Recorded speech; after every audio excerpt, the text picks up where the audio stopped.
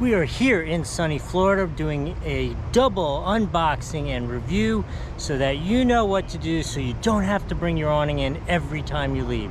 So here are two products from Camco, the RV Anchor Kit and the De-Flapper Max.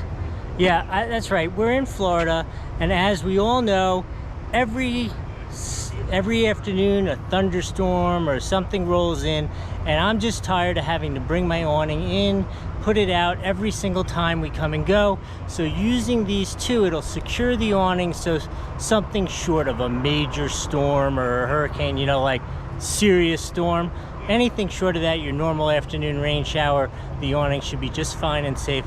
So let's put them up, see how they work. First up, the RV Anchor Kit. Let's see what comes in here. Okay, look at that. Looks pretty simple to me. We got two stakes which go in the ground, a spring, and some straps.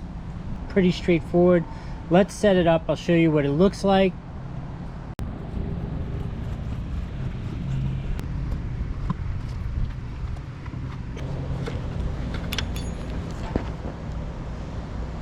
That one-handed, can't ask for much more than that for an install than to be able to do it one-handed.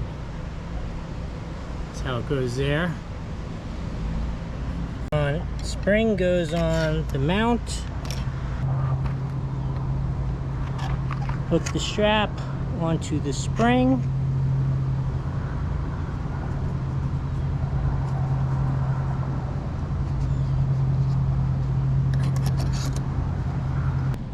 Okay, just wanted to clarify something. And it says right on here which direction to feed the web. So you're going to feed it from the bottom back up in, and then it's going to come out there. I'll show you what that looks like installed. Okay, so here's the complete installation around and through. I will tell you, we are not sponsored by Camco or anything. I bought this to resolve a problem that I had. You know, I wanted to resolve an issue, which I'm sure is why you're looking at this video. And these materials are less than spectacular. So obviously, you know, this is nylon, so you do the Boy Scout, you can melt that and make it solid again, but definitely not the highest level of quality in these straps. But certainly I have a high level of confidence that it's going to hold my awning still. Okay, once again, anchor's in the ground, spring attached to the anchor, strap attached to the spring, strap attached to the awning, and then there's a self adjuster. You just pull it till it's taut, and there we go. Step one of what should be basic windstorm proofing. Obviously, again, giant thunderstorm, it's not going to be enough, but basic windstorm, that should be really good. Step two, the De-Flapper Max. Let's open it up and see what's in it. Okay, when they say Max, they are not kidding. These things are heavy duty.